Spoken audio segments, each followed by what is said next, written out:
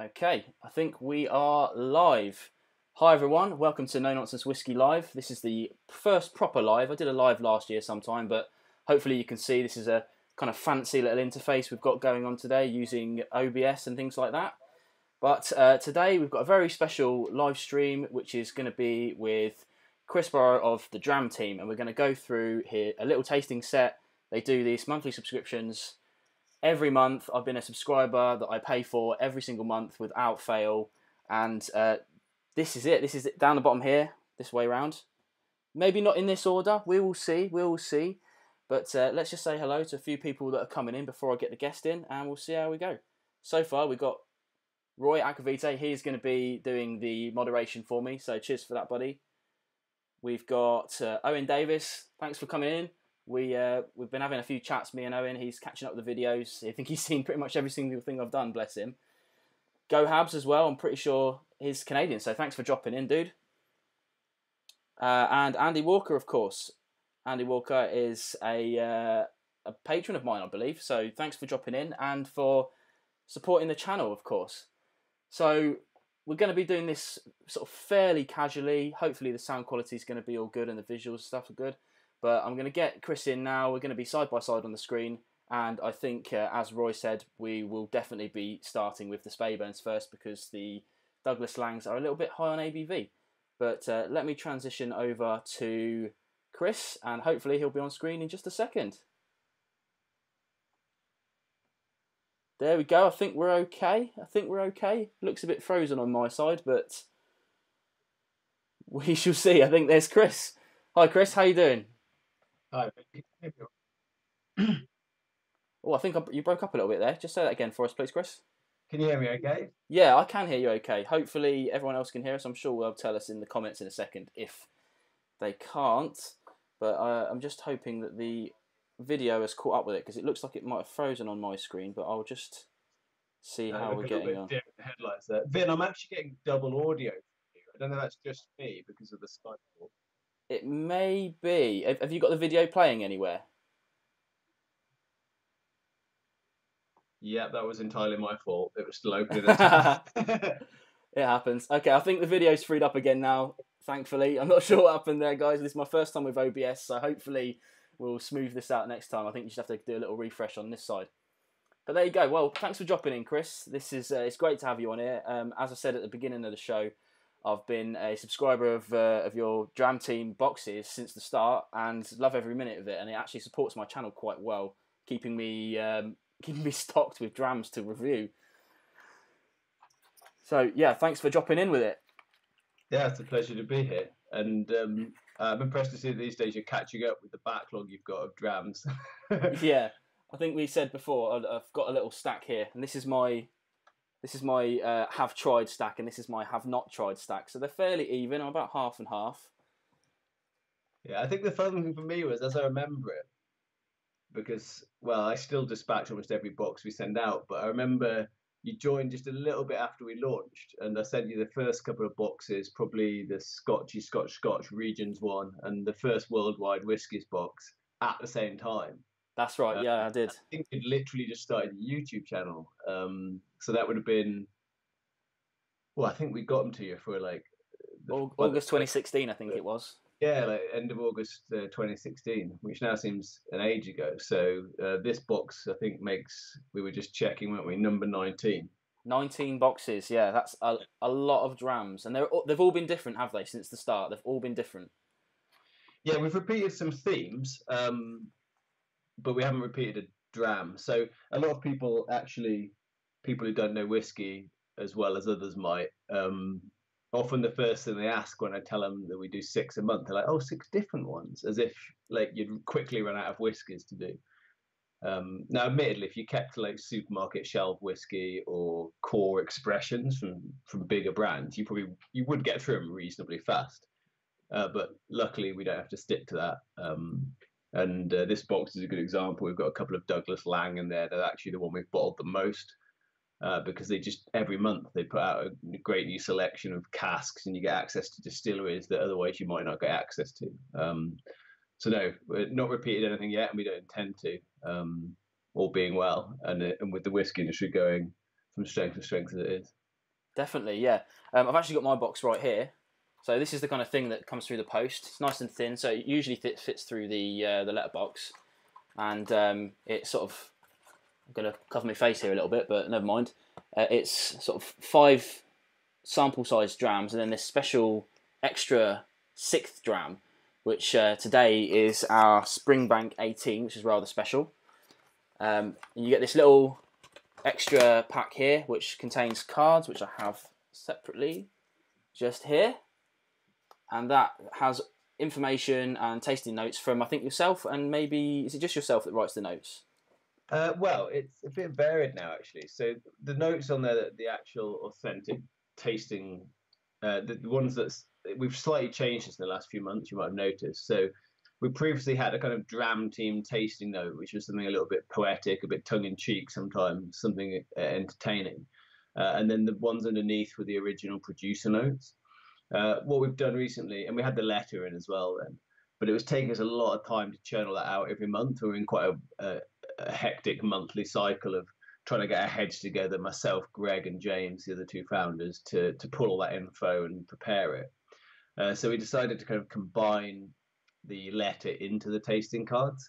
So now what we're doing is kind of little factoid on each whiskey, on each dram, maybe something about the distillery, the specific expression, just a comment of our own on it, whatever we feel like putting on that we think might be interesting or entertaining. And then we've kept the original producer notes. So we no longer write our own tasting notes as such. We just kind of pull together that little commentary that goes at the top of the card. And then we have a new kind of 7th card that goes in the pack that introduces the theme and what the point of the flight is, which again was something that was previously in the letter. It was just a bit logistically challenging for us the way it was set up before, so we've tried to streamline it without kind of diminishing the value. Yeah, I think that's fair enough. I didn't used to like the letter, but I like the new card that you have at the start now, which is this. It's all back to front for me. There you go. And because this month is the sibling sippers, is the theme. So you might recognise this as being a slight a tweak on a previous theme we did, which was sibling rivalry, where we've done a vertical tasting. So the idea is just to taste 2 drams from the same distillery of different ages and just see what similarities and what contrasts you can identify, just to educate yourself about, well, first of all, the distillery character in terms of what's similar, and then secondly about perhaps what the differences between the drams are, the impact of the extra age, or perhaps the cask types, that kind of thing. Funnily enough, that was the very first time we ever built a flight when we were kind of doing the maths on the Dram team product. The way we priced up some of our flights were as vertical tastings of 3 or 4 drams. So at that point, we were looking kind of 12, 15, 18, something like that. And that was where our cost for the product was based on, which we didn't then look back at until much later. And we realized we'd actually done ourselves a favor, because by putting in the full range of one distillery, 12, 15, 18 or something like that, you actually take the average price point up. So it turned out that our budget for whiskey was quite generous. Cool. Okay. Well, let's maybe grab a dram and start one. I think we're going to go through these in 2s as the siblings. Of course, we've both got a bit of water with us, so if we do sip in water, then obviously everyone who's doing the box as well, stay hydrated. I think there's 2 people joining along with us, which is good, and that might be Owen Davis. I think he's got his box, and of course, Roy Agvite's got his box. Just a couple more quick hellos, I guess, before we carry on. Chaps. Yeah. Ty Kicks is in, so he's a pal of mine. He does trainer reviews, so thanks for joining in. John Pallister, apparently he's just joined the subscription on the Dram team, so hopefully he'll be getting his boxes soon. And Jason Voorheesy says, my bloody ears, I think my audio might be a little bit high, maybe. I'll dial that down. Maybe it's not too loud now. sorry about that. I'm going to get a bit shouty as we go along, I should imagine. That's just how I tend to do things. Somebody just lost audio as well. I'm not sure if that's anything to do with me. I'll try transitioning it again, see if we get any more audio. But we'll carry on, and hopefully Roy will tell us if more audio comes in. Audio is good for Go Habs. Okay, I think it's just one person has audio problems. Okay, so the first 2 drams we've got tonight are the 2 Speyburns. and that is the Speyburn 10. I'm just getting my cards, and the Speyburn 15. Correct. Yeah. Nice. The Speyburn 15 is quite a new one, actually. So the Speyburn 10's been around for a while, but I think Speyburn 15 came out, I want to say last summer, kind of August. So it's a new expression in their range. Okay. What I looked up before was the prices of these for a bottle, and the 10 is probably the cheapest bottle on the tasting panel today at £30, and I found the 15 at sort of 60 odd, I think, maybe. Yeah, that sounds about right. I think they're pretty reasonable for certainly the 10. I think is reasonable. I haven't drunk it for a little while. I did have some when we planned the box, but that was quite a while ago. So my memory of Speyburn is that it's quite underrated, and it's a very good 10-year-old. Do you know what? Before this box, I had never tried Speyburn 10 or 15, so I tried these a couple of days ago to kind of get my head around them a little bit, and now I've got a little bit more left in the glass today. Yeah, I think it says this on the tasting card. As far as I'm aware, it's not a very well known distillery. It sounds kind of vaguely familiar because of the name. Speyburn being kind of generic Scottish words, but I don't think many people in the UK. It's certainly not in a lot of supermarkets and things like that. And I don't think many people in the UK are aware of it. So I think for us, it's one of I would put it probably in my top 3, maybe top 5 10-year-olds. When I always say things like that, and then I can't for the life of me remember what the other ones are. But I think Springbank and Speyburn, both which in the set, are certainly up there, along with the likes of kind of Glenfarclas. And then if you like that end of the spectrum, something like Lefroy, probably for others or things like that. But yeah, I think it's got a wonderful nose on it. Oh yeah, I mean, all my videos are kind of going about kind of typical Speyside smell, and I mean maybe it's because I know it's Speyside, but I picked that up again here. But it's really nice and light, florally, appley, that kind of thing. And I think it's just really nice and well rounded. And I'd heard of it before, but like I say, never tried it. And like you say, I've never tried it never seen it in any shops and anything like that. On your card here, you do say that it's the 6th biggest selling malt in the US. So hopefully a few of my US guys will drop in and see it. It can be quite an interesting thing to look at which malts sell best in other countries, because some of the lists are bizarre. Like if you compared them to what's popular in the UK, it's somewhat bewildering. But of course, amongst the kind of people that might be tuning in tonight, they're perhaps not trying the things that are more popular in the UK anyway. So certainly in a volume level, even if you took out, the blends and so on. I don't actually know what any the top malts are that the biggest selling single malts in the UK. So if anyone's got their I was thinking I might have my whiskey Bible around somewhere. Yeah, I don't know if I would have it, but I've got the 2017 on hand, but not the 18. In 2015, it was the Glenfiddich, Glenlivet, Glenmacallan. I think that makes sense. I suppose they've got the biggest productions, haven't they? Yeah, that sounds right, and also the biggest marketing engine behind the brand. So yeah.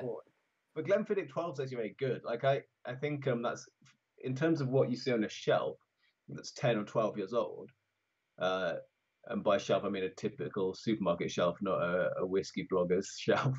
I think Glenfiddich 12 is just lovely. I think the fresh appliness of it to me it's kind of like really grown up appetizer, and I wouldn't say it'd stand up next to a more refined dram, but I think it's very drinkable. Definitely, yeah. I mean, I started off the channel on Glenfiddich 12 year, mainly because I started off my kind of foray into single malts on Glenfiddich 12 year as well, so I thought I had to do that one first. It's I think it's a good place for anyone to start, really. Just looking at the comments dropping in as well, I've got a few more people dropping in. Kevin Bryant, he hasn't got any of the whiskies, but he's got a Douglas Laing Scallywag 13-year-old. Awesome. Oh, yeah. Awesome, yeah. Travis Souders is in. He didn't expect it. I don't know how you missed any. I was going on about it for weeks, but I'm glad you're here anyway. Paddy Corkscrew, who I've been talking to a lot recently, he says he sees a monthly subscription in his future. Well, stick around. I recognise Paddy's name. Yeah. We reposted some of your Instagram posts, Paddy. He's quite a dab hand with the camera, or the smartphone at least, and the Instagram filters. Definitely. I think he might have had our 101 Whiskies box, if memory serves. Okay, yeah, maybe, because that was a good popular one. I did enjoy that one as well. It helped me get to my a bit further into my 101 anyway. But yeah, hopefully he's going to be a subscriber. A bit later on, I think we might. Well, it's no secret, I suppose, is it? We before we started doing this, we put out a link to say people could subscribe and get this box for a bit cheaper than it's usually sold for, didn't we? Yeah, I think we had a £5 off with no nonsense or something like that. I can't remember the exact how the code was structured, but I know it's on your feed bin. So yeah, it's I think it was no-nonsense that you put that in. But yeah, if you check out my Twitter feed, NN Whisky, and of course check out the Dram team on Twitter. There's links there where you can get this box and a subscription for a little bit cheaper than just joining it casually. Yeah.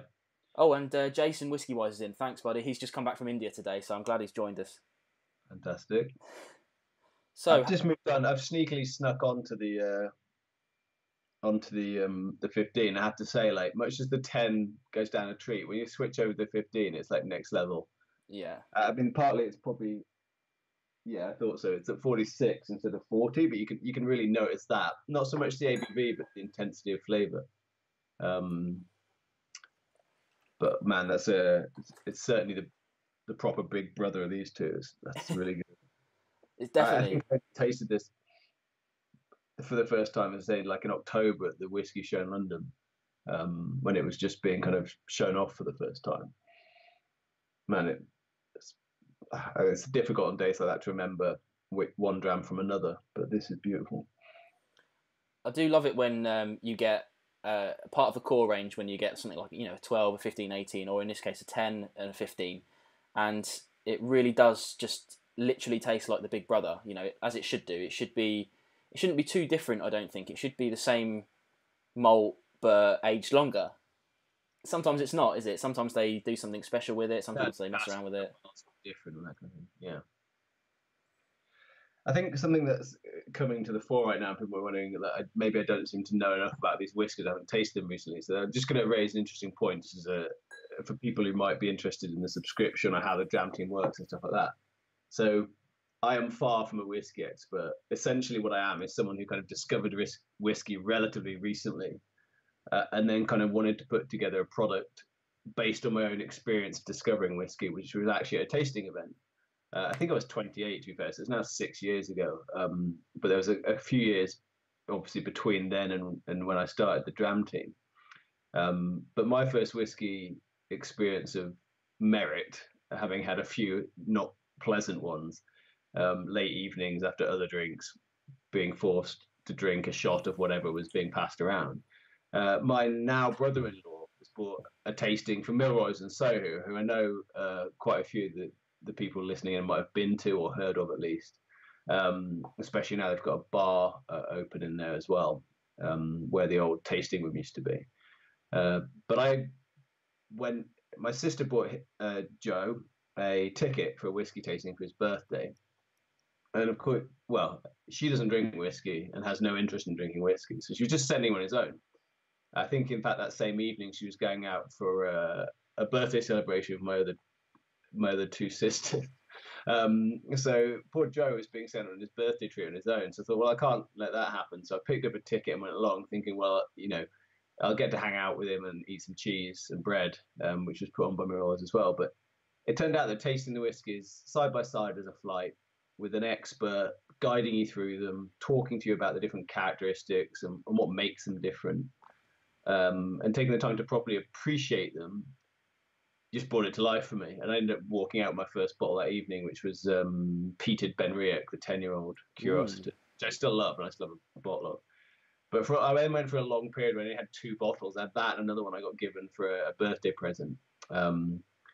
And it really wasn't until I started the Dram team on the basis of that experience that I then really started tasting a lot of different whiskies. So the last 2 years, for me, actually almost parallel probably to you, have been all about learning what's out there, what I like. But because I don't have that background and expertise, we have Greg Dillon of Great Drams as a backstop for my newbiness, as it were. But essentially, the way that we put the box together is I just kind of think, well, here's a theme, here's the suppliers that we work with and the brands we work with, whose permission we have to bottle with, and what do I want to taste? What do I, as a whiskey fan who's learning about whiskey and exploring whiskey, what appeals to me and what is interesting to me? And I hope that people who are buying the box have the same sort of kind of interest. And for me, I'm just like a kid in a candy shop all the time picking whiskies. And I always say to people, it's hard to go wrong when you're putting 6 decent whiskies in a box. So normally sometimes we get it a bit wrong. It's obviously subjective, but for the most part, I've really enjoyed doing that each month, and I always enjoy tasting them. And if I seem a bit surprised when I'm tasting them, it's because I haven't necessarily tasted them a lot before I put them in. I'm not overly familiar with them all. Yeah, I think you'd be hard pushed to be familiar with them all. I think you'd have to be like 40 years into your whiskey career to have tried this many drams, like to be able to package 6 up a week. I've actually got a question come in from Travis. He says, there's been some issues with shipping to most states the past few weeks. Has this been worked out for subs of the Dram team? Do you send abroad? No, we haven't been able to. Like the complexity around exporting to even within Europe, actually, but then to America even more so, has been beyond us at this point. So what we're currently doing in that regard is more trying to form partnerships in other countries who might then buy and distribute in their own country the sets or something similar to the sets. But even that's in the States, the partner we're talking to, they've decided it's too complex to distribute around each state, and they're going to go through the line of selling it to retailers, just because the different alcohol laws and tax complexity in each state is just sort of beyond a startup to engage with, really. Yeah, I think that's pretty much fair. We'd honestly love to do it. We've had a lot of interest because obviously the further afield you go from Scotland, the harder it is often to get hold of this sort of variety of single malts. But and we're spoilt here in the UK, and I'd love to be able to share that with more people, but it's just in the too difficult pile. Yeah, definitely. I think because obviously you're an extremely small business, being basically just one person and a handful of helpers around you, I suppose, haven't you? Yeah, exactly. So for the most part, and I think people get surprised by this when they write an email to Woodhouse, the whiskey butler, who's just a mythical construct for the sake of having a separate customer service address. When they write in and it's actually me that responds, or if I phone up after an order's been placed, asking for some clarity on something that wasn't clear in their order. But yeah, it is fundamentally me. And until recently, I was also doing all the box packing and the bottling and everything on my own. So it's only recently I've started getting a bit more help as we've done some more volumes, and as we started doing some bottling, as you know, for the Scotch Malt Whisky Society. We do their miniature tasting sets for them as well. Oh, that's me. Just if you heard a noise, that's my phone falling off the. Trying to watch the stream as well. Somehow I missed Eric Waite joining in. Eric Waite's another YouTuber. I think he mostly does wine, but he's doing some whiskey stuff as well. Jason Fisk is in from Alberta. As you can see, a nice worldwide audience on No Nonsense Whisky. And of course, Welsh Toro, who lives in the Midlands near me. So it's my guess was going to be Wales. Yeah, me too. When I first heard of Welsh, we got to see him live actually on one of Roy's live streams recently for the first time, and he finally revealed his persona. But yeah, it's good to see him online as well. So in terms of these 2 drams, then I think it's a pretty clear what the winner is for me. It's without a doubt the 15. Yeah, that's a stunning dram. Like, it's better than I remember. As I haven't tasted it for a little while, but that is just jumping out of the glass at me. And to borrow your own line, it's just so much classic Speyside about it. Just oodles of fruitiness and kind of warming spice and that sort of thing. I love that. Yeah, absolutely, definitely. It's everything I wanted from a more aged 10-year-old. I mean, that's not to take away from the 10-year-old. It's really good on its own, and for 30 quid, I'd be more than happy to pay that. But and my initial thought when I saw the prices, I thought, well, an extra 5 years for double the cost seems a bit excessive, but I think they've priced that pretty well. Yeah, it's on the higher end for 15, isn't it? I'm not definitely. great at knowing because often we deal in trade prices and pre-VAT and stuff like that, and my maths isn't always quite up to the challenge. But I think it's probably slightly towards the higher end but maybe not because 18s tend to be around the 80 mark, don't they? 75 to 80, that kind of thing. Yeah, it depends where you go. If you're Highland Park, not so much. Yeah. No, I think that's a storming dram. I would have a bottle of that on my shelf. Without a doubt, and I think that's the beauty of why I joined the Dram team in the first place, was because you introduced me to things that like I wouldn't go out and spend £60 on a bottle of 15-year Speyburn, but now that I've tried it, I probably will because that gave me that entryway into it. Yeah, and that was, sorry if I'm looking straight, I'm just trying to figure out which dram's which before we move on to the next bit. Yeah, well, again, this was, so as I say, the original concept of the Dram team was a whiskey tasting in a box. But I think then the kind of secondary benefit to it of someone like yourself or anyone that gets it, it is try before you buy. And I think also try things you might not otherwise try before you buy to kind of elongate it a little bit and be more specific, because however much you have time on your hands to kind of go out and try different whiskies at bars and things like that, like you just probably won't. We try and put stuff in there that might surprise you, and that includes stuff that isn't Scotch or blends and things from abroad, some of which are excellent. Many of which are excellent, in fact, and I'd actually like to do more of those and perhaps more variety of things like rye and bourbon. But the problem is that a lot of people come to us because they like Scotch and they like single malt. So we try and keep a focus on single malts from Scotland. Mm-hmm. Occasionally, as you know, we stretch that brief and we do some world single malts and we put in the odd bourbon or rye, but we try and keep it to like one a pack or something so that someone who's a Scotch fan and has a more narrow preference for single malts from Scotland won't kind of get a pack and feel like they've wasted their money or that it wasn't what they were expecting. And the same goes to things like peaty whiskey. We've had people unsubscribe because they don't like peated whiskey. And we tend to put kind of maximum 2 in a box, but if you think about it, if you're buying a box of 6 drams and you don't want to drink 2 of them because they're peated, then fair enough, but it's difficult to cater to everyone's sort of taste in that regard, so we just try and keep it something that would appeal to anyone, and just puts enough interesting stuff from all the spectrum of whiskies in the world that you'll have your boundaries tested and stretched while staying true to the heart of whiskey, which is Scotland. Definitely. So, are we going to move on to the Douglas Langs then, are we? I've got them in front of me. So these do come in a little more feistily in terms of the ABV at 50.6 and 55.5 respectively. Yeah, monsters. But what I will say, and I have tasted these ones more recently because I took a couple of drams on holiday with me. Because they're grain, they've got a lot of, I'd say, a lot more obvious sweetness than the others. And so the ABV is not too overpowering, but I'm going to try them without first and just sip cautiously. Well, I've just noticed my first ever super chat's just come in from Roy Akavite, bless him. I can't believe that you guys even want to do that, but thanks very much, Roy. £10 from him, and he says, for over a year, not missed a beat. It's true, I haven't missed a single week's review yet, and I don't intend to. Even when I'm away, I make him in advance.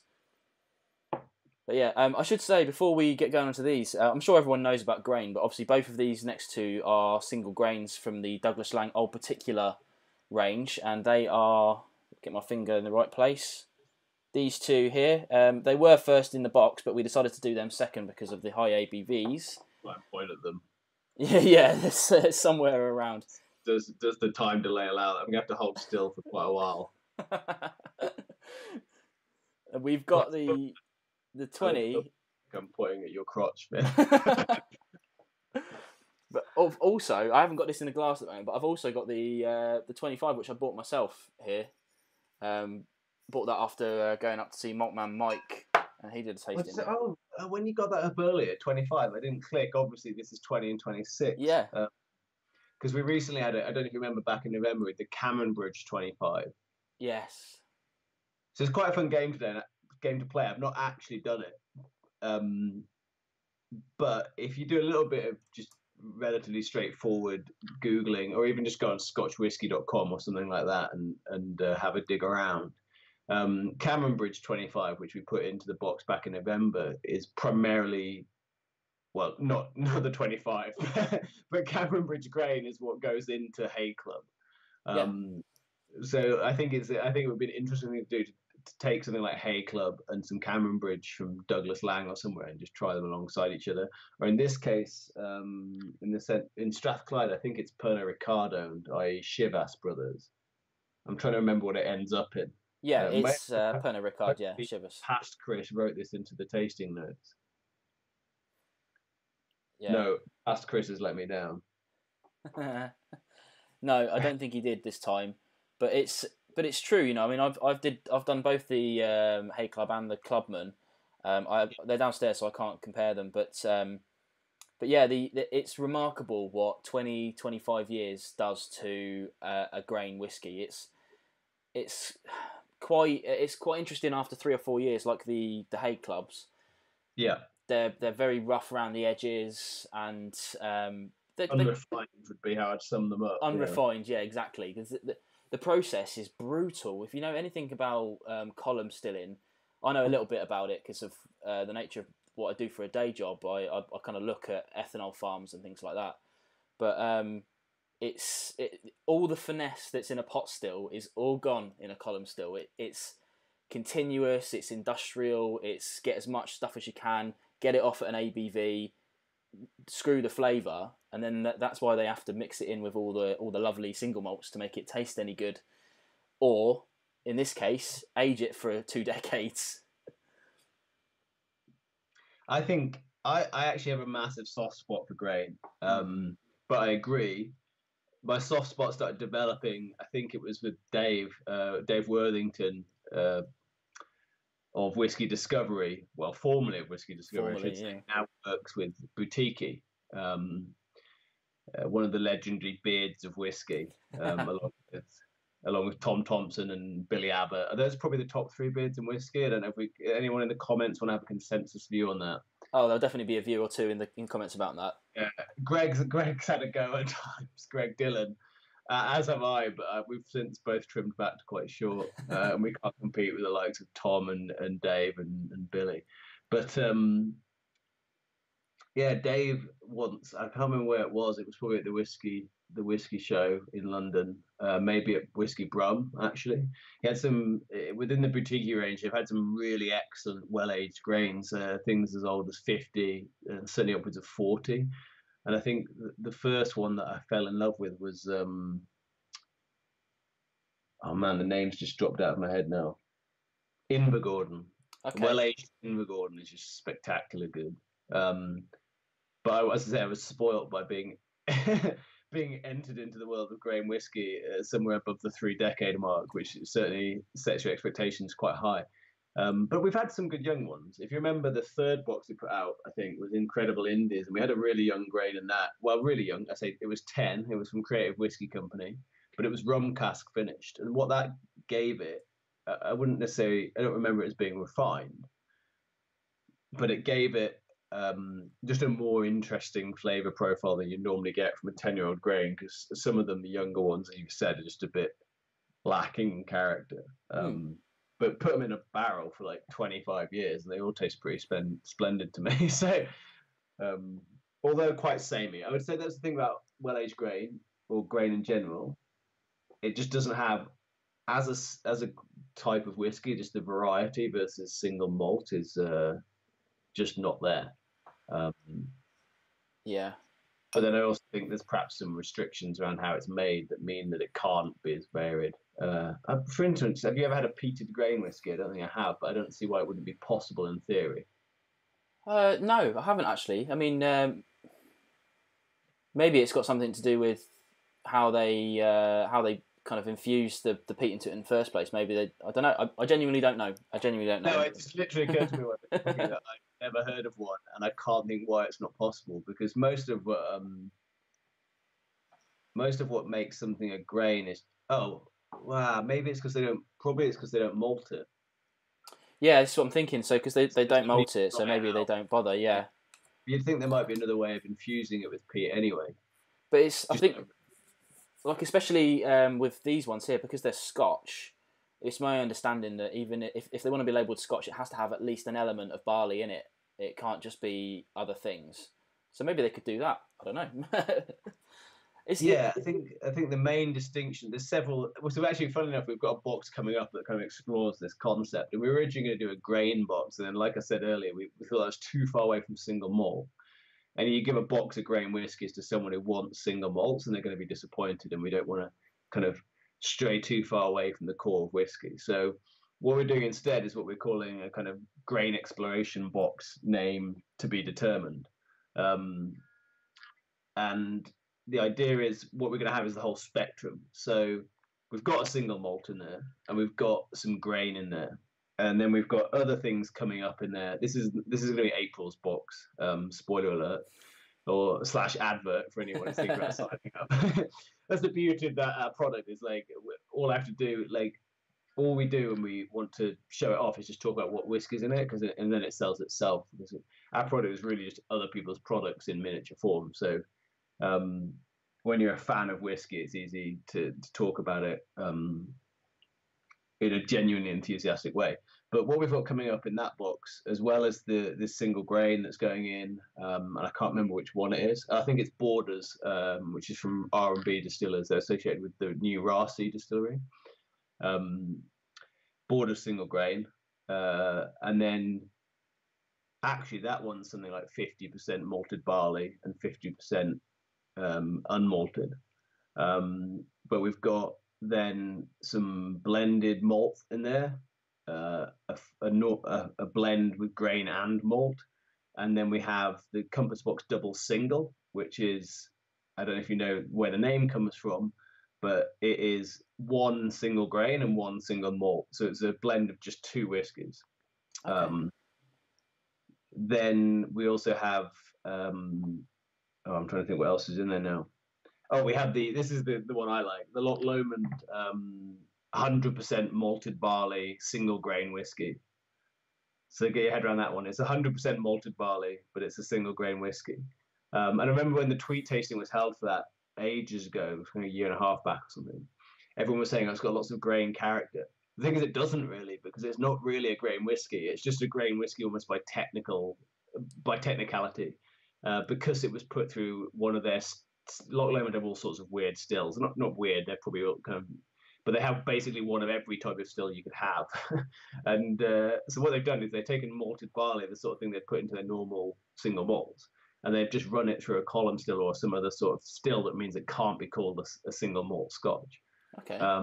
So it's therefore almost a single grain by technicality. I think there's a much more accurate explanation than one I just gave, but that's a rough approximation of the truth.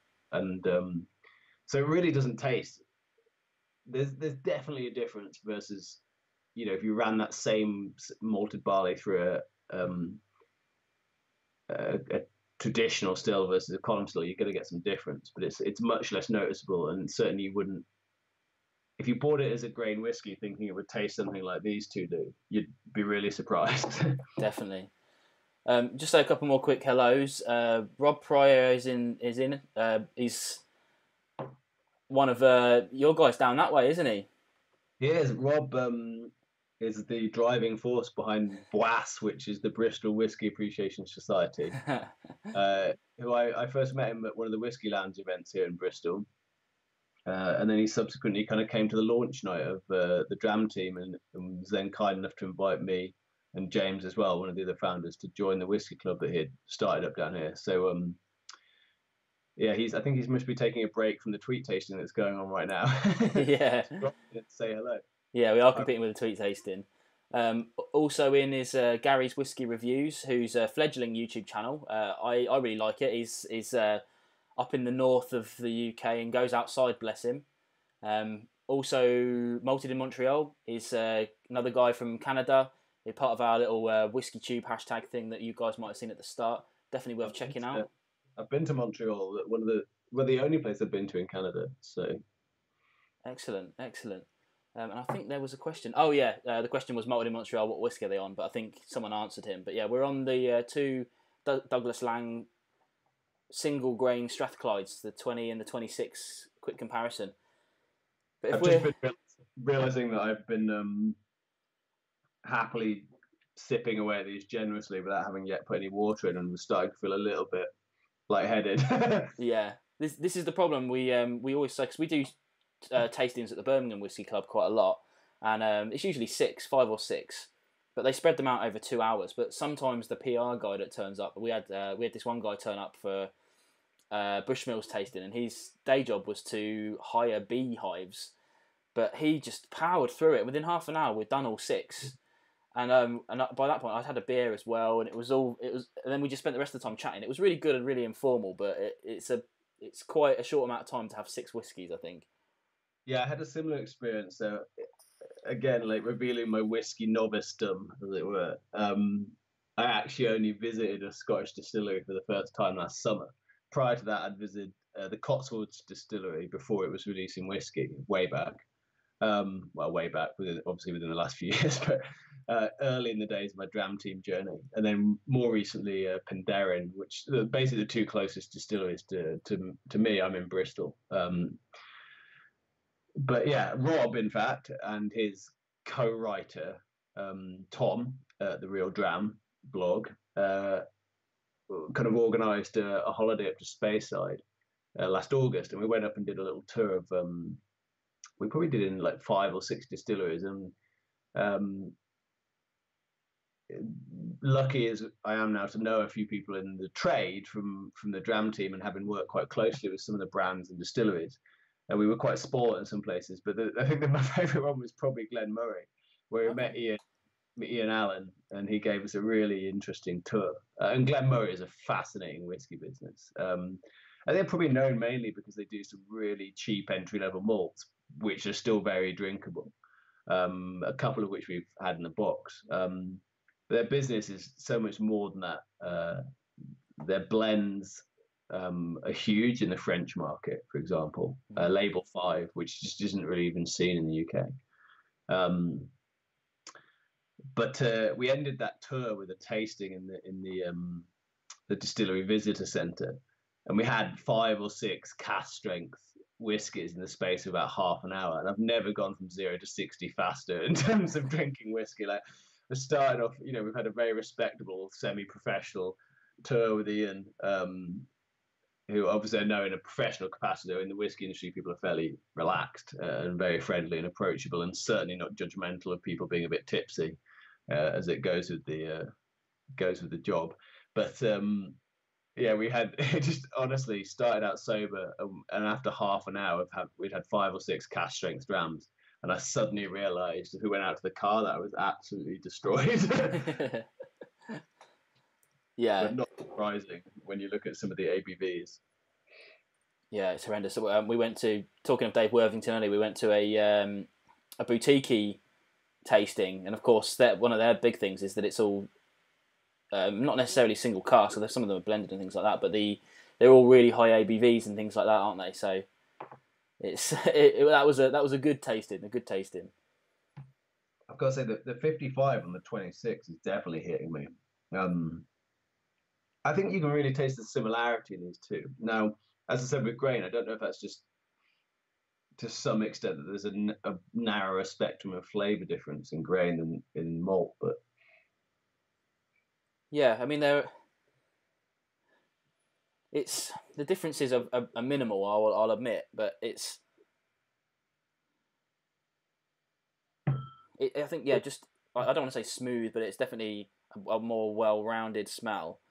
I think the only difference is that you can't get the 26 now. The 20-year-old is still available on like Master of Malt and things like that for like £55. Very reasonable for a 20-year-old, but I think the 20-year-old to me is and I'm going to use this word which I know is hated in some whiskey circles, smoother. And by that I just mean that the 26 is slightly punching me in the face. And I don't know if that's the ABV. Mm. Yeah, It's just but got an intensity of both like spicy heat and flavour that's I think it would be one a bit like, to me, I don't know if you're like, I know you're discovering peat at the moment, and I'm still struggling. As nearly a year ago, probably about a year ago, our whiskey club had an Octomore, and we had yeah. a double of it each, and honestly that repeated on me. I it did not sit well with me, that particular bottle. And I've struggled a bit with really peaty stuff ever since. But what I have found with it, the more accessible peat, is that once you've had some, it takes a while to break through the peat and the smoke and get to the flavour that's behind it, which in some drams is more prominent than others, and in some it's very subtle.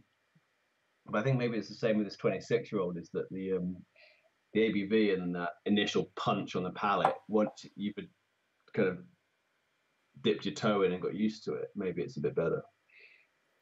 It's funny what you were saying then about peat. I went to the Birmingham Whiskey Festival this weekend, and I was saying to some guys there, the way I analogize my kind of journey through peat, because now I'm there with it now.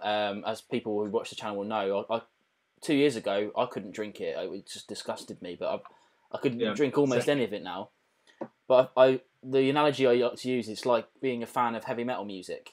If you're not a fan of heavy metal music, all you can hear is the kind of. But if you are a fan of it, you can listen to it and you can pick apart the lyrics, the drums, the guitar, the riffs, and all things like that. And it's the same with peat. If you can't get past that peaty taste and to delve below it and find the interesting stuff beyond that, then, I mean, maybe if you like that flavour just on its own, then fair enough. But if you don't like that flavour and you can't get past it, then you're never going to get past it unless you keep trying kind of lightly peated things and move up into it rather than going straight in. I think the other thing is with stronger, peatier stuff, like just taking your time with it, like actually pour a generous measure and just take your time with it and sit and let yourself adjust to the temperature, a bit like getting into cold water or hot water. I think it just takes time to break through that. I think people in the comments are definitely agreeing with you about the 26 being a lot hotter. Actually, yes. I want to grab another glass. Nice mofo. Interestingly, I find this curious, and I guess this is just a quirk of single cask and kind of confirms what they say about no two casks being the same. But the 20, obviously these are single cask bottles. I was just Googling right now and double checking. Because first of all, I would wholly recommend the old particular range to people. So if you're a fan of like a certain distillery, check out what Douglas Laing have in the old particular range, because they release the value of what they sell in terms of it being single cask strength. And you can get distilleries, almost any distillery in the Douglas Laing range. It's really good. This is why we use it a lot. Like, just being honest, like, it's just a really great variety of distilleries. So, for example, one thing that's key to the Dram team, we have to have permission to rebottle people's whiskey. We don't just do it. You could take that approach and ask for forgiveness, not permission. But our view is always to partner with the distilleries, work with their permission, and get them to see it as a win-win proposition. Look, we're going to buy your whiskey, and then we're going to give it to people to try. So it's win-win for you, hopefully. And that's worked well for us. But some brands, just either you can't access them, like literally you just don't know who to talk to, or they're just a bit more protectionist. Now, one that we've not got on board yet, and this is probably obvious by omission, is Diageo. Yeah. The reason we don't have Diageo on board is not because they don't have good whiskies, because they definitely do. There's some really interesting stuff and some really great staples. But Diageo is such a massive machine that trying to figure out which level of the organization you get permission from, who should you even talk to in the first place, and then how high they have to escalate it, which committee has to say yes. Like it's it's almost impossible, and even finding the right contact to talk to and have that conversation initially is just not something we've figured out yet. But using someone like Douglas Laing allows us to bottle some stuff that would come through Diageo's range normally. And if you're looking at something like the Provenance range that Douglas Laing do, you'll be getting some of the casks that would go into some of their shelf staples. But in the old particular range, you're looking a little bit more refined. And they're great value for what they are. That's particularly to the grain casks. The grain casks are much more affordable than the malts. So if you like grain, I'd definitely recommend checking those out. Yeah. But what's curious about this pair is that the 26 is a higher ABV than the 20. 6 years extra, you'd think the Angel's share would be a bit more, would be reversed. But again, it's probably just a quirk of how it's been stored and where and things like the size of the cask, maybe. Yeah, it's a bit strange. I mean, there's definitely some whiskies out there that I can't remember. Maybe it's the different climates, like you say, but there's some American whiskies that I know lose more water than alcohol, and vice versa. It's very strange. Dry air, that probably would be. I remember reading this about Indian whiskey, funnily enough. I actually helped out with the Paul John. We're talking about beards of whiskey. Shilton. Who else? Shilton, of course, yeah. Maybe not like size and thickness, but definitely style. Sounded really perverse when I said it like that. But I helped Shilton out and Krish, who was now moved on from Paul John into the world of beer. But I helped him out at the Whiskey Exchange show once, mainly so I could get a ticket to stay for the Saturday and Sunday. And if anyone out there has connections in the whiskey world, kind of brand ambassadors or something, they're always going to be willing to have help if you're willing to work for free at a show, because doing shows is exhausting. It's really tiring, especially for a 3-day show. But the Saturday night event at the Whiskey Exchange show in London, where all the people on the stands and the brand ambassadors have dinner, and there's like a kind of dram share table. So it's like any whiskey club where people just bring a dram and put it on the table, except the people bringing it and putting it on the table are people who have unlimited access to whiskey. Yeah. So people like Charles McLean are there, and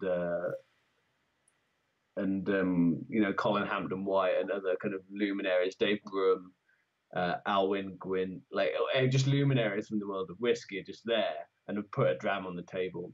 So the drams that are there are just mental. It's just absolutely insane. So with this time I helped out Paul John, I ended up at this kind of after party, just having dinner with some of the brand ambassadors and so on. And it was just ridiculous. It was a ridiculous evening. So if any of the people who have YouTube channels there have had the good fortune to make friends with some brand ambassadors or something, offer to volunteer on the table at a show. It's a great way to get to break into the world of whiskey, and also a good way to go to the Whiskey Exchange show on a weekend for free without having to shell out the £100. That said, the £100 is excellent value. If you have that money spare, £100 for that Saturday and Sunday, totally worth it. Absolutely 100% worth it. Yeah, last year I went to the Whiskey Lounge show in London, but I got a free ticket for trade on the Monday. Like it was basically bloggers and event people, whatever, all went down there. And before I went to it for free, I couldn't even fathom spending £100 going to a whiskey festival. I'd much rather have spent it on a bottle. But having now experienced it and experienced the difference in the drams that are there versus the cheaper kind of festivals, like the stuff that's a Dream Dram, kind of more reasonably priced one, is just normal on the table, free pour. Exactly. Expensive ones, yeah. Yeah, to give you an example, our Dream Dram at Birmingham Whiskey Festival, as you know, because you had some, was the Whiskey Exchange exclusive bottling of Kilchoman 10-year-old sherry butt Oloroso cask. Now, I think that's actually quite a controversial dram because I think there's some story, and I don't know the details of it, so I'm not going to speculate. But Kilchoman's 10-year-old is not out yet, and I think the Whiskey Exchange may have got that cask indirectly, not from Kilchoman. But they must have made friends over it because it was bottled in a Kilchoman bottle by Kilchoman, so they obviously weren't unaware. Yeah. And I might be getting my wires crossed, but that was 125 quid, and that was the Dream Dram. And there were other Dream Drams at typical festivals like that are 90 quid. As you say, at the Whisky Exchange show, the Dream Dram list really starts about £500, and it's just nut stuff that you wouldn't ever otherwise get to taste. That was actually the entire idea behind the 6 Dram. We introduced the 6 Dram because we had to put our prices up because we had to use courier, not Royal Mail. This is when we were starting out. And I thought, well, look, we could just put the price up by £2.50 and keep it at 5 Drams. At the time, we went to 25 quid and we made it 6 Drams. And that's when we added the 6th one and made it small to make it different and interesting. And the idea was that it would be a Dream Dram that you otherwise wouldn't taste. And it's been great because the aim was always budget-wise, it needed to cost about £125 bottle to fit our pack. And in the interest in transparency, our product was always priced to be about £5 profit per box after we bought whiskey, which originally we started out buying about a 10% discount versus retail, so not significant. And then by the time half the cost to us is packaging as well, and postage. So the courier is about £5 a pop, maybe a little more now. We had a price increase, but we had to put the price up. But we thought 5 Drams for 22.50 or 23 quid isn't great. Let's make it 6 for 25 and better value. And then after the first few months, it became obvious that we weren't going to make any money doing that. So we had to put it up another couple of quid, which is how we ended up at 27. Just because some aspects of it cost more than we expected. And we had to introduce the extra protection for the packaging and so on. Because in our first month, a load of stuff got beaten up by our couriers. We switched couriers shortly after that. Yeah, the Dream Dram thing at the Whisky Exchange show, coming back to where I started, is just nuts. Like the things you can try that show, you wouldn't ever get to try. And our 6 Dram budget is stretched now because of brands being generous and donating the odd bottle here or there, or just us getting a better buying price. It's gone as high as I think when the Murray McDavids we put in, probably the Glen Murray 30-year-old, and I can't remember when that went in. Probably the Scotch Regions box in November last year. I think that's a 200 and something, and I think it might have been as much as 280 a bottle. So we get to put some fun stuff in. 10 mil's not really enough to know whether you know it's worth the money, but it's enough to say that you tasted it anyway, which is kind of the point. Same as at a festival. Definitely. Yeah, and I think if we are you happy to move on to the Springbanks, or do you want to say a few final things about these ones? You're a nice segue. I think as I've got used to those and added a bit more water to the 26, I'm going to say that much like the 15 is very much the big brother of the 10 when it comes to the Speyburn. I think it's the same there. I just think that the big brother in that case is a bit more of a bully, a bit less refined, a bit less accessible. But once I softened it with a bit of water, it was very nice. Yeah, I should say I don't know if anyone noticed, but I'm drinking out of a separate glass here because I ran out of glasses pouring these. They're all in separate glasses, so I thought I'd just try my actual bottle. I haven't reviewed this yet. Of the 25. You've got a triple vertical. I've got a triple vertical, yeah. And I'm halfway through that bottle, so I don't feel too bad about nosing it out of this. So don't anyone give me grief for it. But I have to say, I think I preferred this one. I'm fully on brand here. I'm just gonna...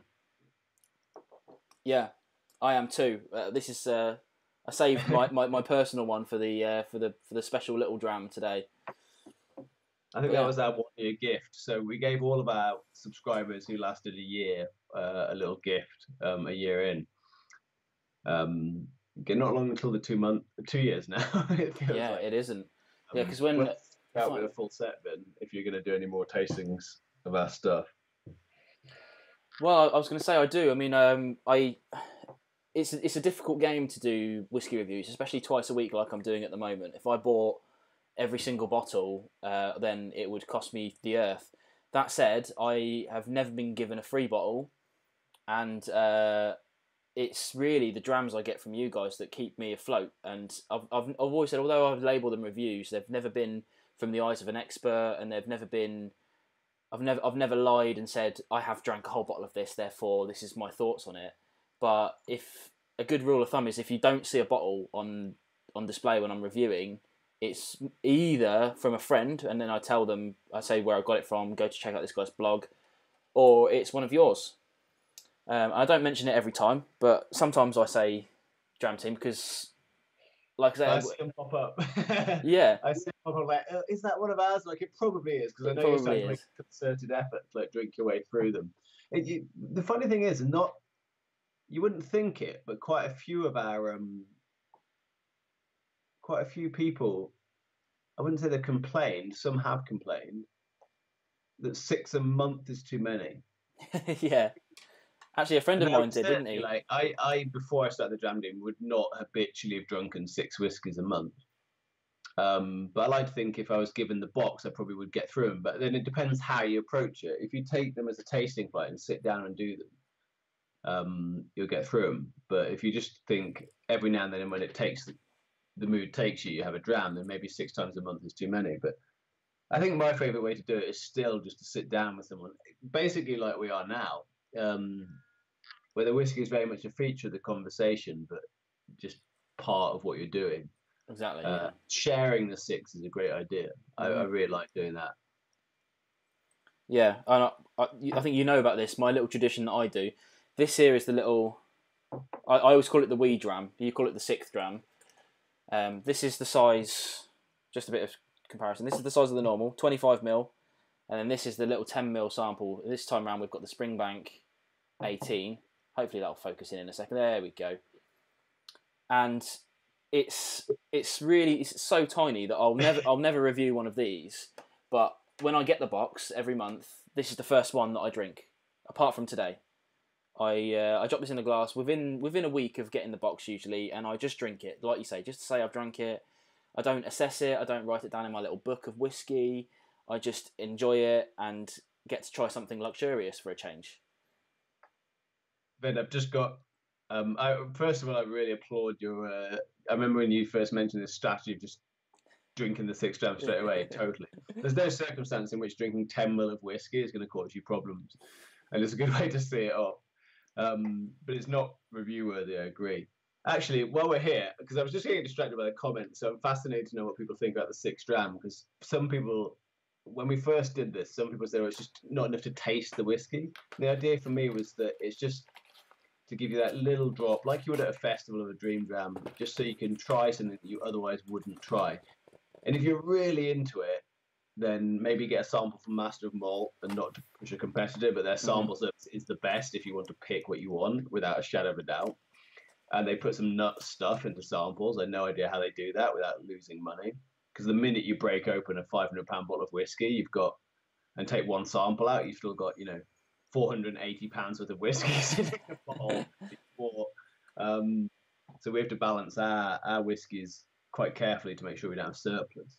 But yeah, what do people think about the 6 dram? If anyone's had a box, or just even if you haven't, what do you think about a 10 ml sample? Because we were thinking at one point of reducing to 5 and making the 6 dram full size, i.e. a 5th dram, so that people could really get into it. That actually would cost us more money because the 6 dram is, because of the size, it's 2/5 the size, and it's 5/2 or 5/2 the price. So it's 1.125 times as expensive as the average bottle that goes into our main 5 drams. But that balances because of the size. So if we actually made it a full size dram, it would the 5 including that would cost us more than the 6 do at the moment. But when I talked to our whiskey club about this locally in Bristol, they just said we like it. It's a little. I see it as a bonus. I see it as something extra, and I really like trying things otherwise wouldn't try. So interested to see what people think in the comments.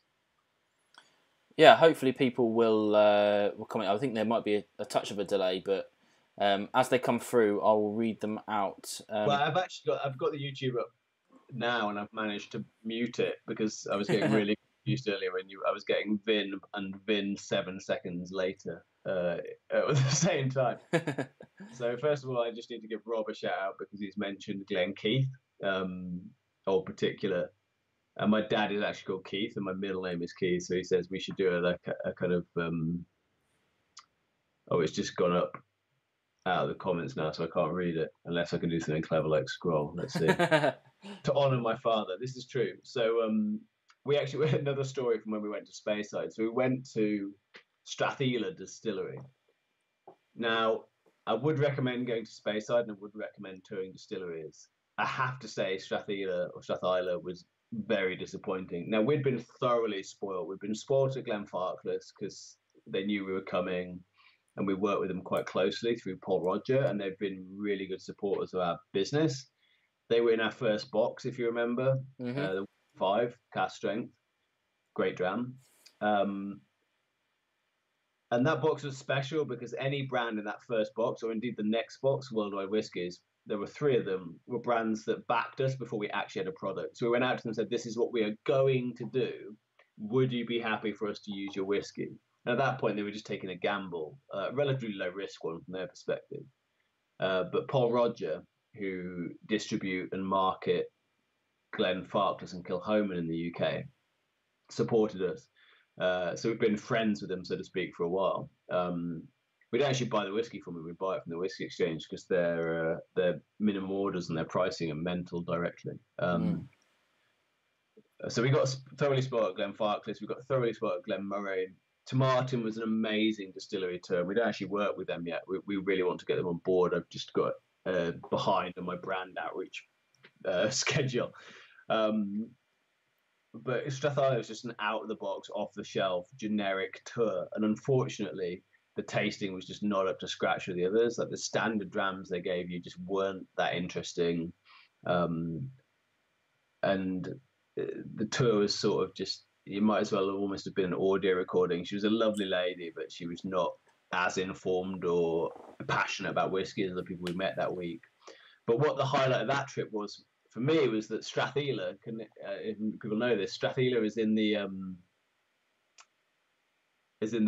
town of Keith. And so what I did to entertain myself after being on the distillery tour was run around the town of Keith, taking as many photos as possible as the word Keith, like literally anywhere it appeared in a shop window or anything. And then I just picture messaged them to my family on WhatsApp, my entire family. I have 3 sisters and a brother, and my parents in one WhatsApp group. And so I sent the first one. I waited for anyone to respond. The second anyone responded, I sent another picture with the word Keith in it, and I just kept this going. And then once they got really frustrated, I sent them the remaining like 15 to 20 pictures with the word Keith in them all at once. So I was just spamming my family with Keith. Which was quite good fun. So we definitely need to get some Glenkeith into a box. We have actually bottled some Glenkeith, but it was for our business partners in Germany who we bottle miniatures for. I don't know anything about the distillery. I don't know if you've had any. No, actually, I haven't. Oh, that was a bit of a spike there. Sorry about that. I haven't, but it's one of these things. I'm trying my hardest to branch out and try as many things as possible. Obviously, the channel really helps that, trying to keep diversity going and things like that. And I always say to people, the same thing I'm going to say now is like, I'll get to it. You know, like more and more whiskies are being added to the market every day for sure. But hopefully, one day, maybe I'll run out of whiskey. That'd be nice, wouldn't it? Then I can stick to stuff that I love, but we'll see. Yeah. Well, that's the thing. I'm very much more a variety seeker than I am. Like, I really struggle to drink the whiskey on my shelf. I have some really lovely bottles, but because I'm trying at least 6 new every month, and then we have our whiskey club, which means 7, and then people bring their drams as well. And like, never mind the fact that I really like craft beer and wine. I see some other people in the comments are drinking other things this evening. We've seen wine and sherry in there, and I applaud that. I'm all about diversity, but I'm about diversity within whiskey as well. And I just, there's so many interesting things to explore that I want to try them, but that kind of stops me from going back to bottles that I have on my shelf. And I have a genuine problem with just drinking my own stock of personal whiskey, yet alone the odd spare that we have knocking around from the Dram team. So yeah, I think there's so much to explore. I think it's super exciting. I'm just getting distracted by the comments again. I can see Rob's doing some excellent brand ambassadoring for me. I really need to put him on my payroll. Definitely. I mean, talking of the comments itself, I can see that my applauding moderator has moved on to the Springbank 10, maybe to help us also do that. But I think interestingly, when I first sniffed this when it was in the glass, it smelled super meaty to me. And Springbank 15, we put it in ages ago. I think maybe month 4 or something. I remember, yeah, a year and a half ago nearly. And it has this really meaty smell. It's almost borderline off-putting, especially because we paired it with a 15-year-old in the same box from Glenfarclas, which is the opposite of meaty. If people are willing to accept fruity as the opposite of meaty. I think that's But this about has right. now become super fruity, the 10-year-old. Because Springbank 10-year-old, so we talked about Speyburn 10 at the start, and how I said that was probably in my top 3 to 5 10-year-olds. But Springbank 10 has to be in your top 3. There's just no, it's expensive for a 10-year-old, but it is vastly better than most 10-year-old whiskies. I got it down here in my notes as £40 odd for a 10-year. Yeah, which I think is a bit expensive for a 10-year. This is one of the things like I don't often talk about stuff like this, but like I don't mind no age statement whiskey, because when you've got such disparity in the quality of a 10-year from another 10-year and the difference in price, then the kind of age statement is kind of irrelevant, I think. But it like you say, like the Speyburn 10-year is very good and is well priced at £30. The Springbank 10-year is also very good and is well priced at £40. Yeah, and I think there's also the thing here, like, let's not conflate age with quality either. So, like, it's a common error, and there's some element of it being true, just because the fact that it's been aged and carefully blended to match, especially where there's a certain brand flavor profile they're going for and consistency, with an age statement that's been on the shelves for a long time. But there's 10-year-olds and there's 10-year-olds, and Springbank, if you took Springbank, and not to rubbish it, but Aberlour 10, which is in my whiskey blind spot of being probably quite well balanced and subtle, which means that it just doesn't register on my palate. And the Springbank 10 is like another level dram. Like it's better than a lot of 15 or even 18-year-old whiskies in my book. Mm-hmm. Yeah, I completely agree. I'm just checking out the ABVs of these two. I think they're both 46, aren't they? 46. Yeah, which I think is a nice little. I think it's a nice bottle of drink. I'm just to make a shout out in the comments to a local guy. I see Connor Strang's on there. So Connor I've met at several whiskey events in the southwest, and I believe he's in Bath. So I just want to say, Connor.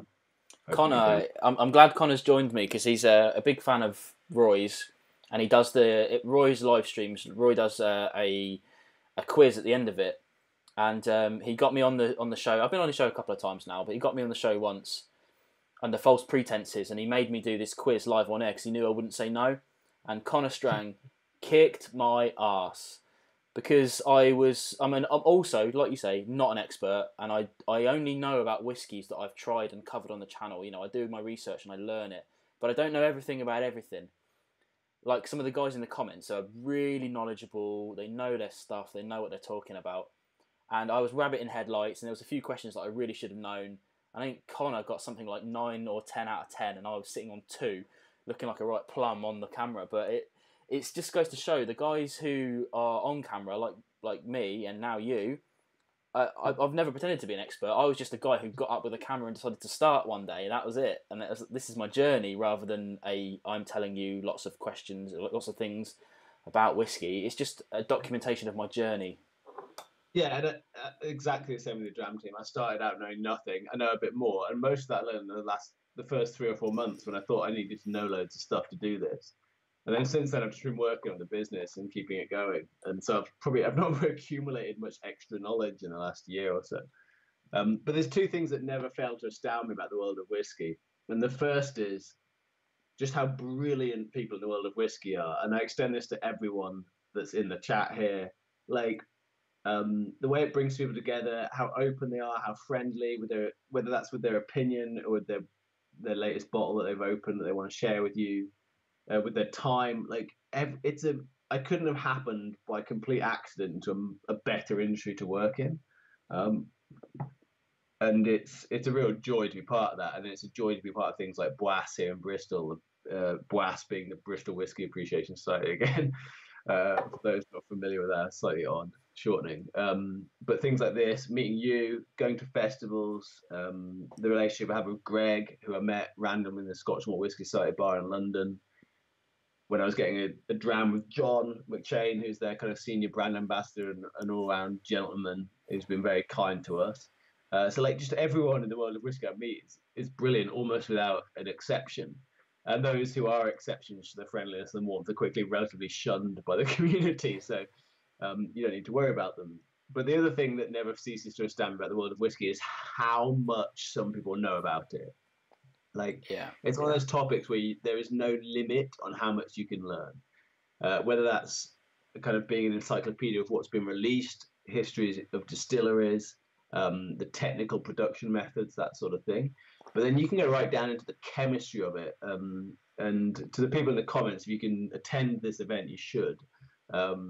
Dramboree. It's organised, I think, primarily by Jason B. Standing, who is actually a Bristolian whiskey fanatic, blogger, involved in Whiskey Squad in London as well.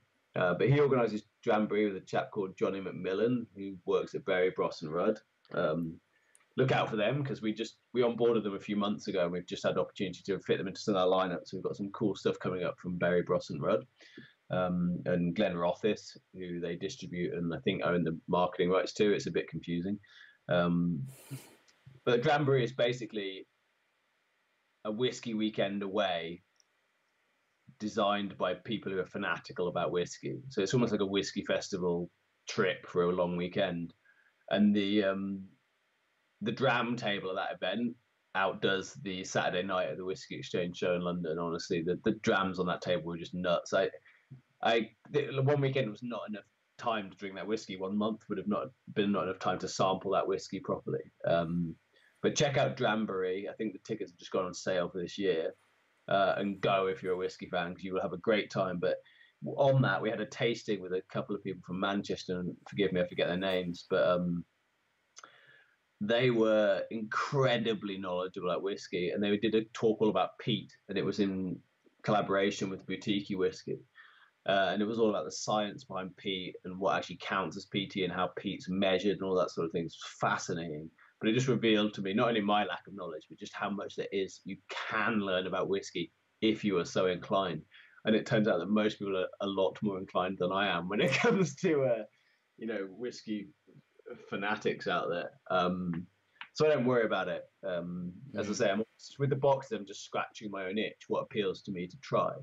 And that seems to go down pretty well for the most part with people. But I'm always amazed and have an infinite respect for the amount of what is essentially amateur knowledge that people have about one subject, when it's such a deep and varied and technically complex, historically rich topic. Definitely. Just like to do a quick shout out to Andy Walker, who super chatted in £5. Says great live Vin. He's also one of my Patreon subscribers, so I can't thank him enough. He gives me enough as it is, and he's gone and give me £5 on the super chat. Thanks very much, dude, and thank you for continued support. Absolutely loving the comments going on down here as well. Connor Strang's going on about, he's literally just posted about Whiskey Underground in Bristol. He said it's the worst whiskey event he's ever been to. Really? He's done a winky face as well. He's done a winky face. Sarcasm then. Yeah, that's what I love about the whiskey community. Like, I mean, I don't get some of the negative stuff that goes on YouTube. YouTube can be a bit of a shark tank sometimes, but the whiskey community is generally brilliant and well-meaning and very friendly and collaborative. So a lot of the guys, even though they're not making videos, they're always on the comments, and not in a critical way, but they're always helping out, saying, oh, this is actually how it goes. This is, next time say this, that sort of thing. And it's really helpful, and I really like that, and I'm glad that people do it. But I have just realised we haven't actually said anything about the Springbanks really yet, have we? Yeah, you're right. Easy saying Connor was generally criticising me or taking the mick, but I can see that he's taking the mick because he knows that he's organising it. What I will say is I will not be involved next year, so if it takes a significant step downhill, that will be because I was involved. To be honest, it's more likely to go in the other direction, since that was one of the most stressful things I've ever done in my life, organising an actual whiskey tasting, as opposed to just putting one in a box.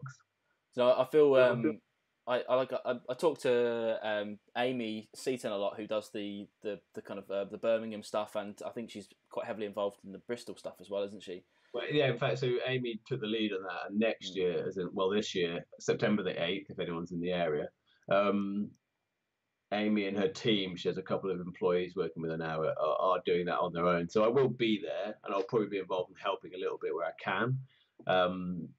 But yeah, they've taken that over because the last year was a massive drain on my time while I was trying to do the Dram team as well, and it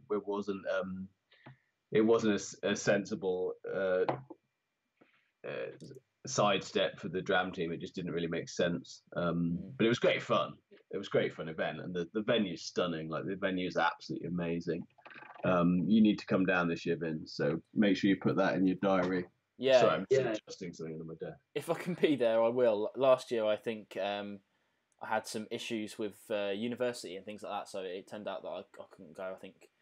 But I can't remember why. But anyway, I couldn't go, and this time I'll definitely try and get there. If I remember correctly. Yeah, it was like a I think it wasn't even just an exam; it was like a resit, something that I really couldn't be hungover for.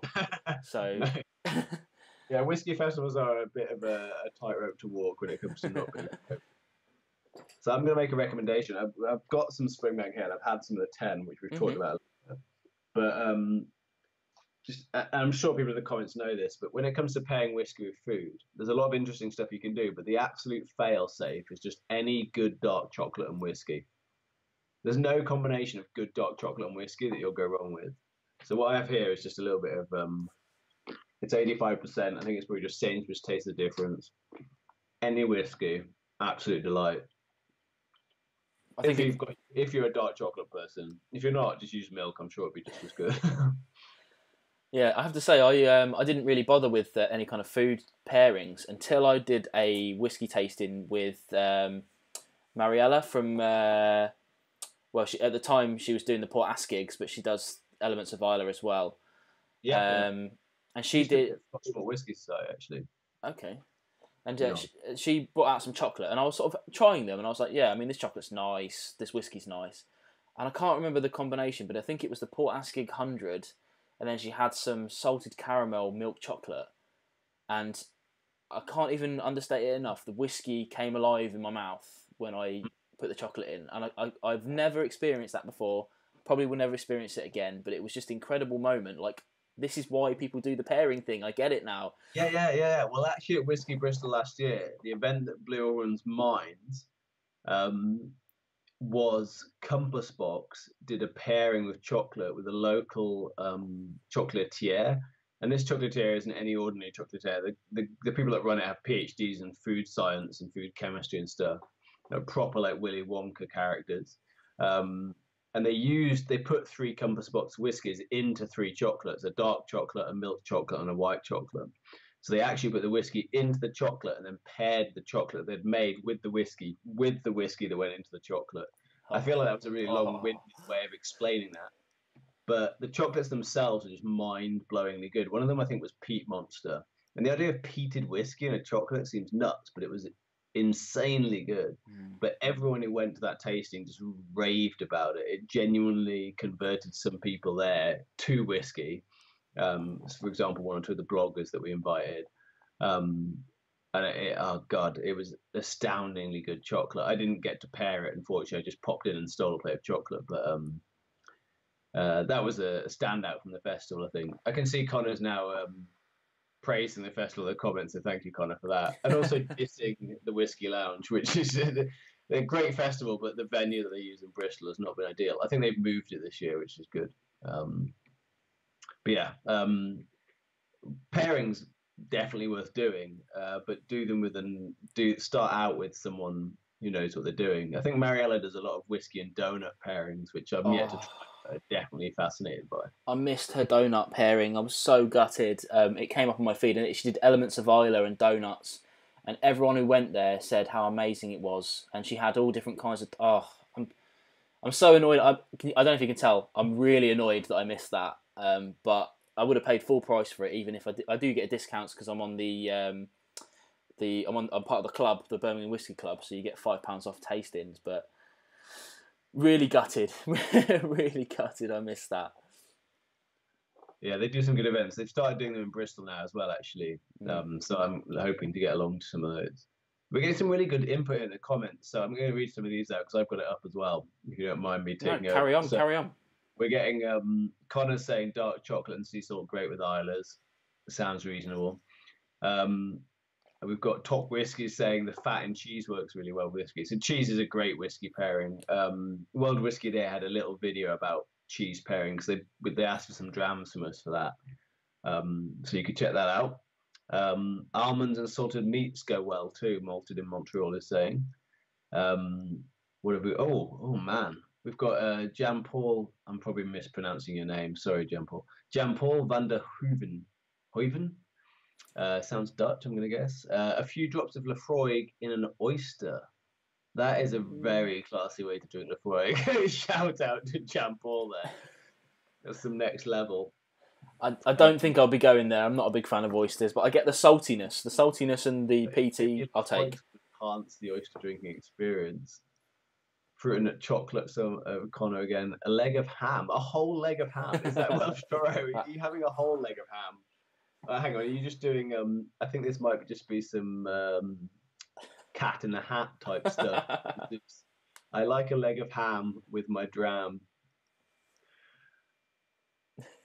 Haggis, yeah, okay. Yeah, haggis is a thing. I mean, cheese. I get the cheese, but I'm saying any whiskey and cheese event in Cornwall. I'll be interested to know, Kevin, where you did that in Cornwall, because if anyone ever goes on holiday to Cornwall near Falmouth, do you know the online website Drinks Finder? Yeah. So Drinks Finder, the people who run Drinks Finder run it from what appears to be a little village shop in a tiny little place in Cornwall. I can't remember the name of the village right now, but it's only about 20 minutes outside Falmouth, like east, I want to say. And it looks like a little village corner shop. You go in, there's crappy cards, there's some Cornish biscuits and fudge and milk, and you walk through, you're like, you just do this weird double take because you've walked into like the Aladdin's cave of whiskey, and it turns out that this little village shop in Cornwall houses the headquarters of Drinks Finder, and the guys who run Drinks Finder have an absolutely nuts collection of whiskey, a lot of which is on display in their shop. So it's the bizarrest little place to find honestly, it has more variety of whiskey than I've seen in any whiskey shop in the UK. And I'd probably even include some of the big ones in London and that. So I would recommend trying to hunt that down if you can. Hunt down the headquarters of Drinks Finder website, which is a small village shop in Cornwall in the middle of nowhere down some country lanes that opens up from being a weird sort of post office village store into an Aladdin's cave of whiskey. Definitely, yeah, I'll definitely check that out. I've not been to Cornwall much, I must admit, but when I'm down there again, I'll look for it. So before we should get back to the drams, maybe. As I'm getting more whiskey inside me, I'm getting significantly more verbose. Yeah, without a doubt. For me, specifically the 10, like one of the notes you said here, like it's the orchard fruit pears, which I mean, you said you pull it off the thing, but I really do agree with that. I know sometimes that when you get blurb, but it's. And I thought I was going mad with that hint of peat as well, but it's definitely there. It's definitely there. No, I think Springbank tend to put a little bit of peat in most of their stuff. Certainly the 15 did have some. Let's see. Yeah, I definitely think so. Campbelltown, there's not much out there in terms of Campbelltown. So we have two challenges when we do whiskey regions boxes. No prizes for guessing which region is the most challenging. It's the Lowland. There's only so much Auchentoshan in the world. I wish Ian McLeod would get a bloody move on and reopen Rosebank. Yeah, as you saw back in November, we went so far as to put in a Cameron Bridge. So it is Lowland, but we're stretching and reaching to get our Lowland whiskies in. Rob, just for anyone in the comments there, Rob has now posted the address. It's Constantine, that's it. Constantine Village Stores the headquarters of drinksfinder.com and an absolutely nuts whiskey collection. They have a lot of other interesting spirits, bitters, things like that. Really bizarrely, just a bizarre place to find that shop. So yeah, Campbelltown's then the next trickiest region after Lowland, because there's not that much in Campbelltown. It used to be a massive whiskey hub, but now name 5 Campbelltown whiskies, you can't.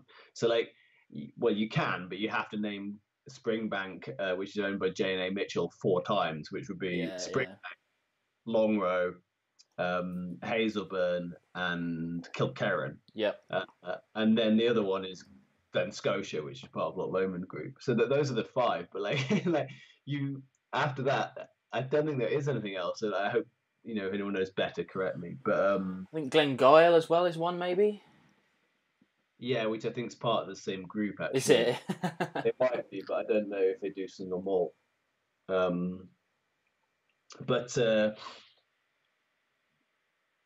Yeah, that's a problem for us. But luckily, we work with both Springbank or Mitchell, and then J&A Mitchell, and also with Loch Lomond. So we're okay for Campbelltown, but we are starting to stretch. But you do get some of that. What you get has some of that. It's slightly oiliness and saltiness to it that I think is nice, alongside the sweetness. Yeah, it's out of all the ones we tried so far. I mean, it's been a nice little round trip because we've had a Lowland, kind of, I suppose, if you count the grain industrialness of it all, and we've had Speyside, and now we're going to Campbelltown. So, but yeah, it's so different to the other ones that we've had so far. Much more fruity. We're being educated in the comments here. So Connor and Aquavite have both told us Kilkerran is distilled at Glengyle Distillery. Oh. So it's one of those tricky ones that catches you out by being a name different to the distillery. I think my favourite one of those might be Anok. I think Anok, and again, the comments are going to have to correct me here because my recall of this is not great, but Anok rebranded itself as Anok to distinguish itself from Nokandu, because I think Anok is, now I might get these mixed up, but there's 2 distilleries. There's Nokdu on Nokandu, which looks like no can do distilleries. Anok is distilled, I think, at Nokdu, and to avoid confusion with Nokandu, they rebranded it as Anok. And yeah, it's still got Nok in the name. It's a name that many people can't pronounce because they make the C capital, even though the C in the middle is the one that you don't pronounce. Yeah.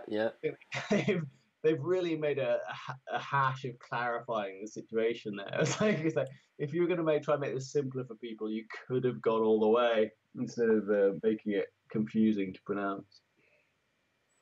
Oh, without a doubt. I'm smelling this 18 year now.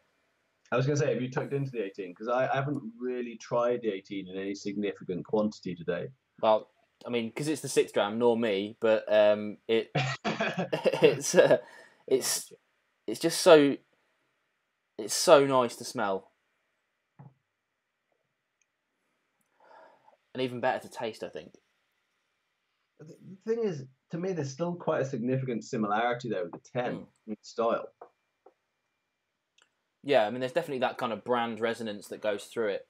I was saying there's a couple of instances where brand resonance really hits home for me, and I don't know if you've ever tried any of the McMira stuff, the Swedish stuff. I know you've sent out a few drams of those, and I did a tasting of the whole lineup, and the kind of the brand flavour through it's so stark that I think you could pick it out from a lineup if you knew it well enough, and I think that's probably the same with this.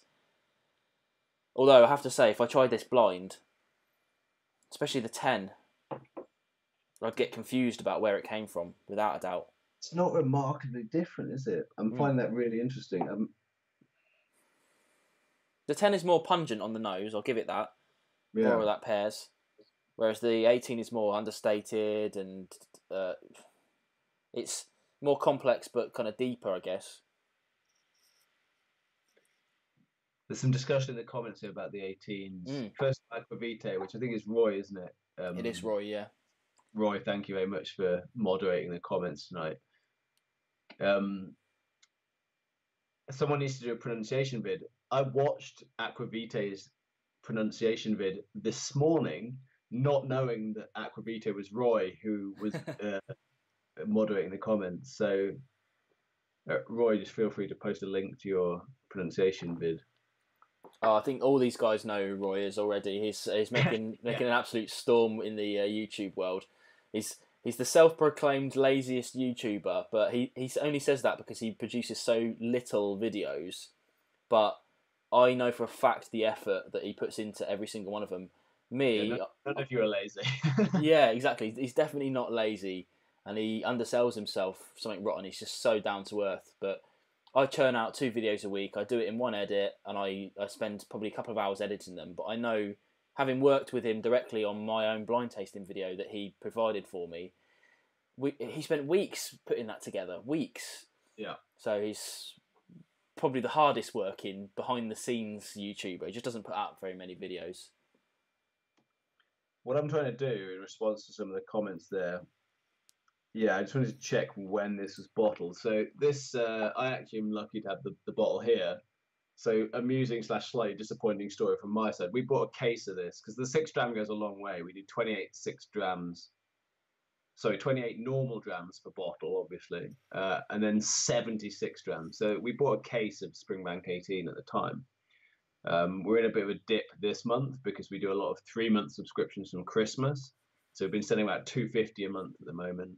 We're down a lot in for this month that we're going into, March, because those have expired. So, well, actually no, because this is the one that was $250. Of course, we've just gone out, so I'm getting confused with what the actual month is versus the box that we're drinking. So we used 4 of these bottles to do 280 units last month, of which we have a few spare. We bought a case because Springbank will only sell to you by the case. So we had 2 bottles spare, which I'd hope to sell on because, as people will know, this is quite a rare bottling and it's hard to get hold of. We even had difficulty getting hold of it. And the likes of Whiskey Exchange and Master of Malt struggled to get hold of it as well because Springbank are one of those people that are in the position where they readily, without difficulty, sell literally everything they produce, be it 10-year-old or 18-year-old. But the 18-year-old falls into their limited edition range. Once or twice a year they release some, and it's allocation only, which means they basically sell it to their best customers, which we are not one of. So despite the fact that we do promote their whiskey to people, whatever else, they don't really need our help. So, but we managed to get hold of a case of it. So we're going to keep 2 of the bottles to sell, but I have a little bit of help. In this case, it was my brother who helps with some of the bottling and labeling that we do. And when he was prepping, he just opened up the Springbank 18. He took the foil of all of the bottles. So the 2 bottles that we've been hoping to save to sell directly to some of our customers or whatever were then not we wouldn't have been able to sell them with the foil removed. So luckily Rob has bought one. Rob Pryor in the comments there with Simon from our whiskey club is splitting a bottle. My co-founder James Glenn is getting half a bottle. I'm going to keep half a bottle, unless you wanted some, Vin. I'll definitely take some. Yeah. Yeah. So we reserved this. We got this from Springbank. It's dated the 21st of August last year. So this is, I think that's the most current release. I'm not certain. I know that they've done some more cask strength recently, the 12-year-old. But just for people's information, that's what you're drinking. We can't necessarily fit all that information onto the tasting cards into the bottle labels. But it's a good dram. It's a really great dram. I don't know. I think we talked about 18-year-olds and pricing earlier. I think it's priced generally very reasonable. Certainly to buy it, it's reasonable. The problem is with it, it's so exclusive that it's one of those ones that goes through the roof the minute it comes out. Yeah. So this was a bit of a controversial 6 dram because it's actually the cheapest 6 dram we've done. Our justification for making it a 6 dram was partly that we'd spent a bit more on the rest of the box, but mainly that it's so limited and hard to get hold of that we felt that it was kind of worthy of the position, as it were. How are you finding it, Ben? Yeah, I mean, I've actually finished the actual liquid, but I'm still smelling the glass. I really enjoyed that. Absolutely superb. And to the point where like I would try and source it down. Like you said, it's difficult to get hold of now, but when someone offers me a portion of a bottle of it, then I think I might take it. You know, especially.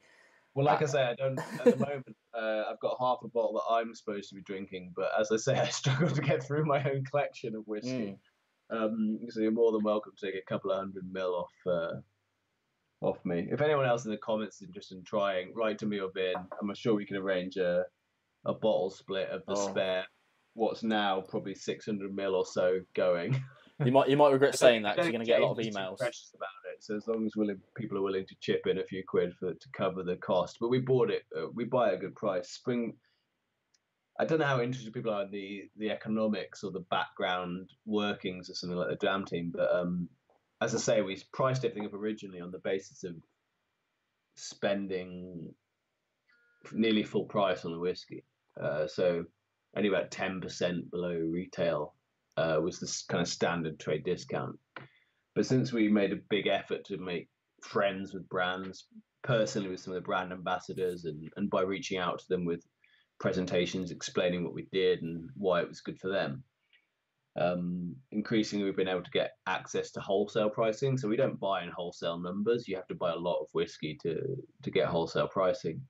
But most brands do have wholesale price lists, and because we're kind of doing them a favor and spreading the good word about their whiskey, they've been quite generous in some cases. So in that case, rather than 10% off retail, you're looking at a third, or maybe a little, or 60% of retail cost, which just means that we can put better whiskey in the packs, or we can balance our budget a bit better in any given month.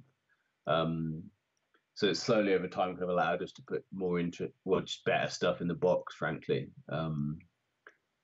So Springbank is one of those where we buy directly from them and we get very good pricing. So if anyone does want a 50 ml, 100 ml sample, write to me or Ben.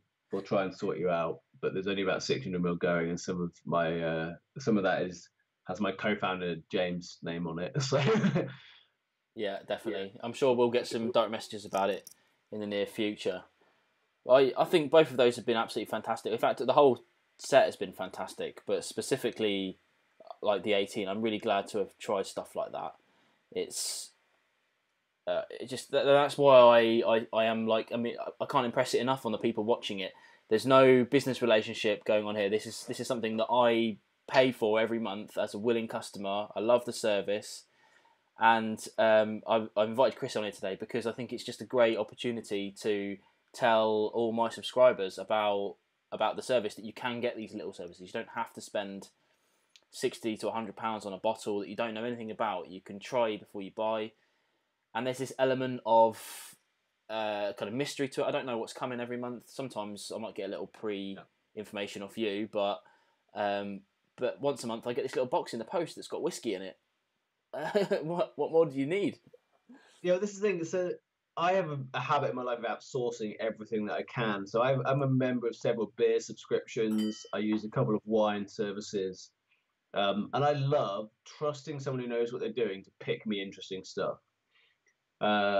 Now, some people like to choose their own stuff, in which case we're not for them. But like, if you just like a lot of variety of whiskey, my view is always that you can't go wrong by putting 6 decent whiskies in a box. So I think that was always the aim for me, was just like, let's make it compelling. I always want to make it compelling to myself and assume that other people feel the same way. So I'm glad that you do. I see we're getting in the comments here something about we had a gentleman with us from Canada. So I came across this doing some research. So I've just whacked something in there. Oh no, it doesn't allow web addresses. Okay, so who is the gentleman in Canada? GoHabs. So GoHabs. Check out something. If you just Google or look up secretspirits.com, they actually do a Scotch whiskey advent calendar. It's fantastic, and we'd love to do something similar in the UK. We just haven't quite got around to it yet. I think it's quite expensive, but if you want to try 24 really good whiskies, it looks like it would be a blast. So check that out. Anything else in the comments? I think a few people have had to dip out, but we the kind of the American side and the Western Seaboard are coming online briefly. I just got a message off my off Roy Moderator saying I broke 30 as my current watching, which is great for a first stream. You know, like obviously some of the bigger streams get a lot more, but it's 30 for a first stream is rather good, and this will go live. Thankfully, with the new setup I've got here, the over this way, all that chat will stay on it on the review as well. So when people are watching this back, they can see the comments that we're talking about, and they can see all the comments happening. Hopefully, that should be exciting because that doesn't always happen on YouTube. No, I think this is really cool. So, like, I've not participated in anything like this before. We've done some tweet tastings, which are really antisocial and quite chaotic. For me personally, this has made it much more pleasant, and I'm very happy to do it again in future. So, actually, while I'm here, if you wanted a little sneak preview, so I'm going to give you a no-nonsense whiskey exclusive. We had some problems so I was telling you before we went live, Ben, we just coming off a 4-month run where we planned the whiskey lineups. I planned the whiskey lineups back in October and ordered 4 months worth of whiskey at once, which really bankrupted me personally. But now we've kind of just come to the end of that. So Sibling Sippers, the final lineup in that run of 4. So I've been planning, I think, lineups as far ahead now as July. So we've got some really cool stuff coming up. I'll come to the next one last, as it were. We've got that grain exploration box I talked about. So trying a grain, trying some single malt, trying everything in between in terms of blends, which I think will be fascinating. I'm quite interested to try the whiskey, which we haven't ordered all of yet. Then we've got World Whiskies coming up in May. We're going to have some cracking stuff in there, including Macmira, which you mentioned. We've got their champagne cask. Ooh. At the moment, targeted as the 6 dram if we can get enough of it. I've never had a champagne cask finish. I imagine it's probably not remarkably different to other white wine finishes, but interested to try it nonetheless. And also their stuff's just banging. It's really good. Then we're looking at a regions box for June, which is Father's Day. So for us, that makes sense to do something classic and Scotch, but we've got some really interesting and good quality drams lined up for that. And July, I think we're probably going to call it Single Malt Odyssey. So it's going to be 3 single malt Scotches and 3 single malts from elsewhere in the world, an American, an Irish, and I think probably an English single malt. So just a little bit of comparison between the two, not directly. But what we've got coming up next month is pretty special, I think. So this is one example of great bang for your buck whiskey. And the average price of these is above what we'd normally put in. But it's some stuff that we've bought wholesale. So first of all, I saw some discussion as to the comments. We've got the 12-year-old Springbank in next month. So just by chance, we happen to have put in 2 Springbanks this month. We've got another next month. But it's the 12 cask strength, which looks like this. So hold that up nice and close. So this isn't actually the latest one. They've produced one more since, but this is the one dating from around the same time as the 18, which was last August. I'd have to look up this specific batch number. But that's quite a special dram, and one that I know James, my co-founder, has on his shelf. Not this one, but a previous edition. But that is the theme, is cask strength whiskey. So next month the minimum ABV is 54, and the highest ABV is I think 67. But I've got them here, so if you want. So we've got the cask strength Springbank, limited edition, allocation only. So that's pretty special. Someone mentioned earlier Scallywag 13. We've got the Scallywag cask strength. So that's a blended malt. Cask strength edition, and that's the number 2. So I haven't tried this yet. I'm pretty excited to do so, I have to say, because the tasting notes on that sound bizarrely good. We've got Glengoyne batch 5 cask strength. We had a Glengoyne 18 at Christmas, bit of a sherry bomb, less sherry in this, about 30% cask, but that's 59%. I'm quite excited to try that one. We have another slightly random bottling from Ian MacLeod. So Ian MacLeod owned Glengoyne.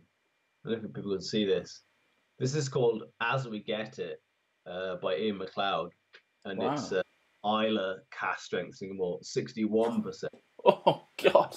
Has it, that's a Lafroig. I suspect it's very young, but it's fascinating. I was tasting this earlier to write some notes for it because it doesn't come with any. and it doesn't smell very peaty on the nose, and then it just like hits you in the face when you drink it, like absolutely blows your head off with smoke. But it was actually quite nice. I really enjoyed that, and I'm not massive on peat.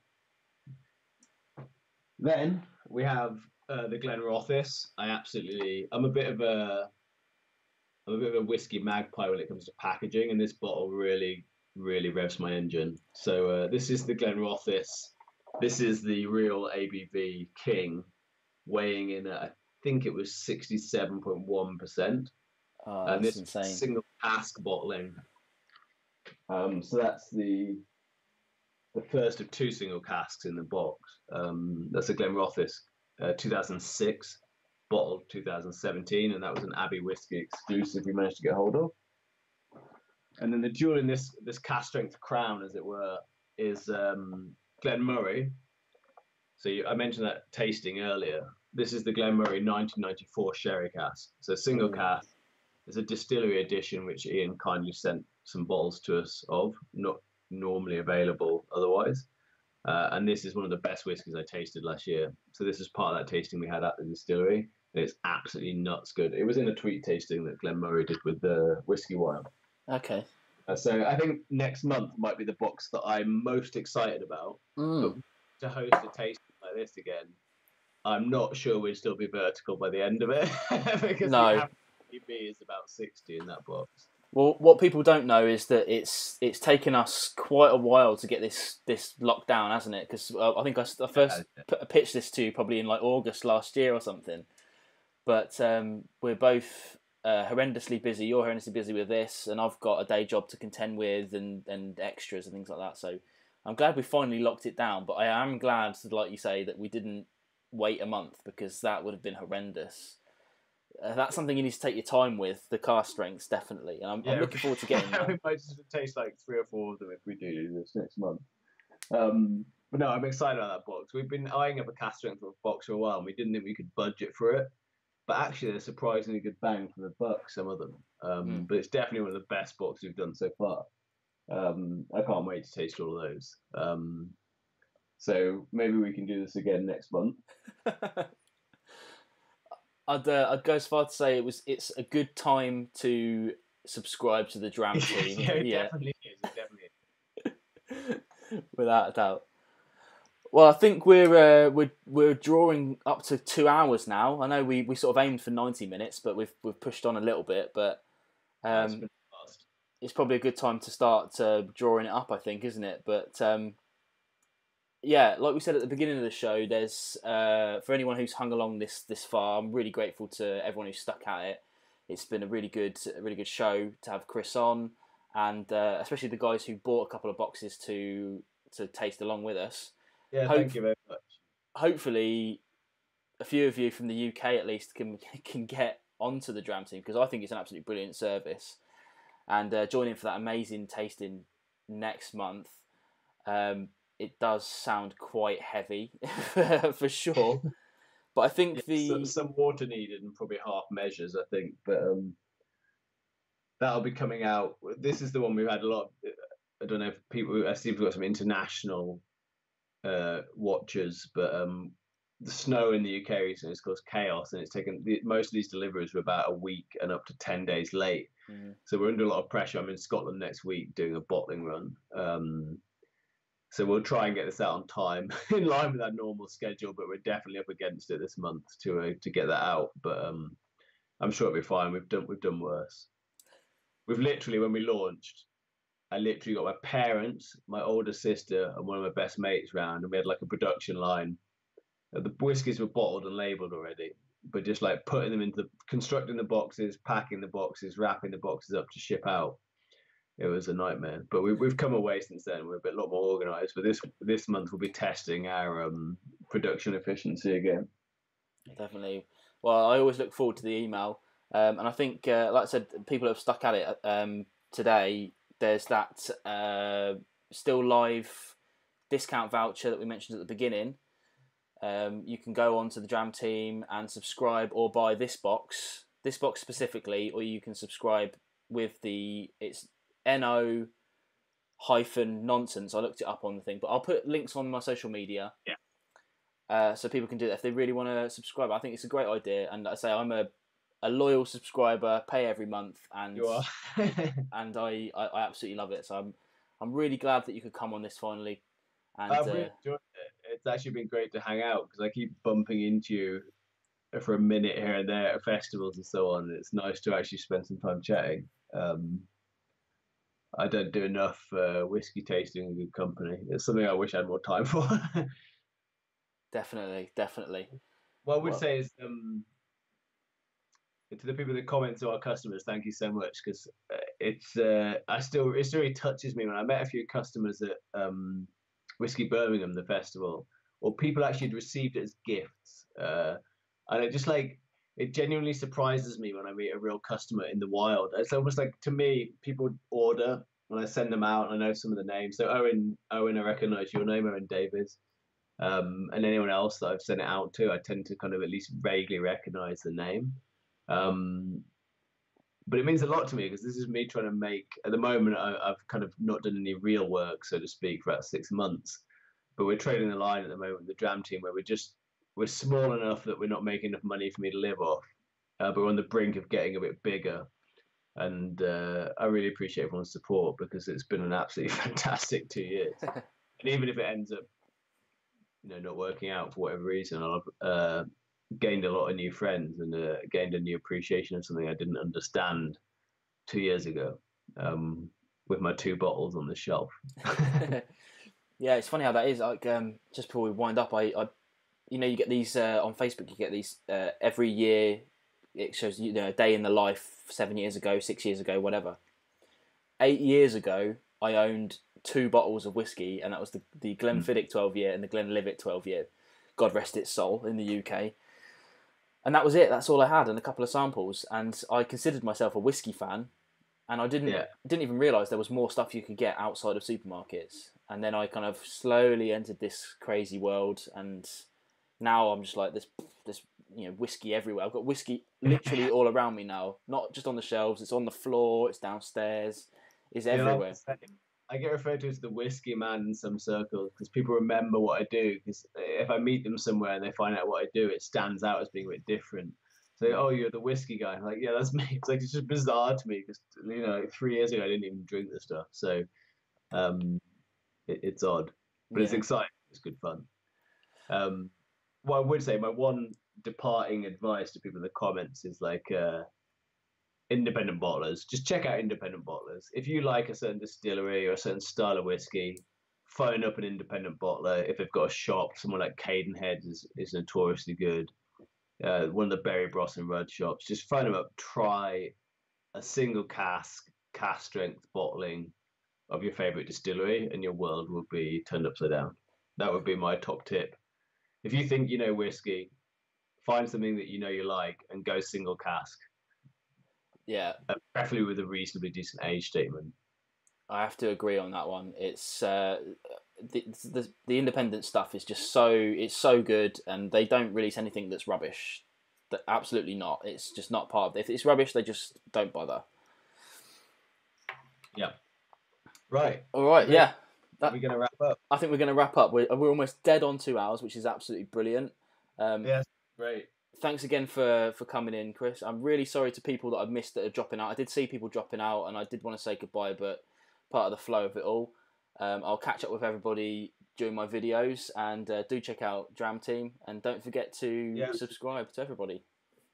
Yeah, and if you're in the comments and you're interested in anything we do, if you've got questions, whatever, just drop me an email, drop Woodhouse an email, drop anything an email on the Dram Team, and it comes to me. So like, I'm always happy to kind of chat to people and answer any questions. Brilliant. Okay. And thank you everyone for dropping in. All right, I think I'll switch to the little end screen for the before the stream actually finishes. So if anyone wants to finish up their chats, they'll have a couple of minutes to do so. And if you're watching this on the review, thanks for sticking through for 2 hours. Yeah, thank you very much. Good night, everybody. See you later, everybody. Cheers. Bye-bye.